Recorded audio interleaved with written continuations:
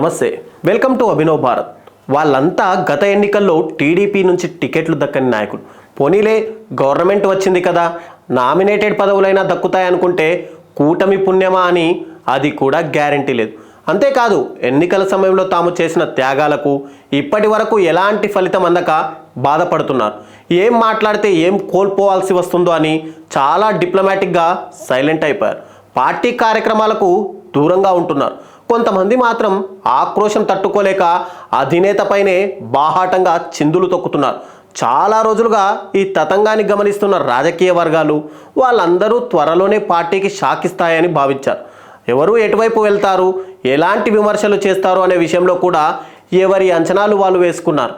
కానీ సీన్ మొత్తం రివర్స్ అయింది. చంద్రబాబు ఎఫెక్ట్తో వాళ్ళందరూ ఏకమైపోయారు. వ్యతిరేకతలు, అలకలు, కోపాలు అన్నీ పక్కన పెట్టి చంద్రబాబు చెప్పినట్టే వింటున్నారు.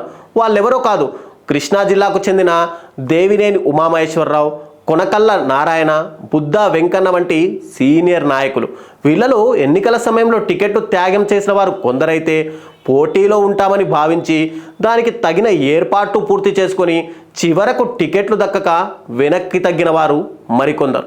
ఇలా టీడీపీలో కృష్ణా జిల్లాకు సంబంధించిన నాయకులతో పాటు రాష్ట్ర వ్యాప్తంగా చాలామందే ఉన్నారు. వీరంతా చంద్రబాబు తమకు న్యాయం చేస్తారని, నామినేటెడ్ పదవులు ఇస్తారని ఆశించారు. ఇప్పటి వరకు కూడా బాబు గారు ఆ వ్యవహారాన్ని తేల్చలేరు. దీంతో వారంతా కొన్నాళ్ళు వేచి చూసి తర్వాత నియోజకవర్గాలకు, పార్టీ కార్యక్రమాలకు కూడా దూరంగా ఉంటున్నారు. అయితే తాజాగా విజయవాడను పోటెత్తిన వరద కారణంగా చంద్రబాబు ఇచ్చిన ఒకే ఒక్క పిలుపు ప్రభావం ఆ నాయకులు, కార్యకర్తలను మళ్ళీ యాక్టివేట్ చేసింది. అందరూ వరద బాధితులకు సాయం చేయాలని సీఎం పిలుపు ఇవ్వడంతో అలక మీద ఉన్న నేతలంతా ఏకమయ్యారు. స్థానిక ఎమ్మెల్యేలతో ఉన్న విభేదాలను కూడా పక్కన పెట్టి అందరూ కలిసికట్టుగా సాయం చేసేందుకు ముందుకు వచ్చారు. స్థానిక ఎమ్మెల్యేలు, ఎంపీలతో కలిసి వరద బాధితులను ఆదుకునేందుకు చేతలు కలిపారు. నిన్న మొన్నటి వరకు ఒకరంటే ఒకరికి పొసగక విడివిడిగా ఉన్నారని అనుకున్న నాయకులు ఇప్పుడు కలివిడిగా ముందుకు సాగడంతో రాజకీయ వర్గాల అంచనాలు తలకిందులయ్యాయి. ఈ పరిణామం టీడీపీ నేతల్లో కొత్త ఉత్సాహాన్ని నింపింది. ఇదంతా చంద్రబాబు ఎఫెక్టేనని, ఆయన ఇచ్చిన పిలుపుతోనే నాయకులంతా ఒక్కటయ్యారని సోషల్ మీడియాలోనూ ప్రచారం జోరుగా సాగుతుంది. అయితే ఈ ఉత్సాహం ఎంతకాలం ఉంటుందో తెలియదని, నామినేటెడ్ పందేరం ముగిస్తేనే ఆశావాహుల అసలు రంగులు బయటపడతాయని పార్టీలో మరికొంతమంది అభిప్రాయపడుతున్నారు.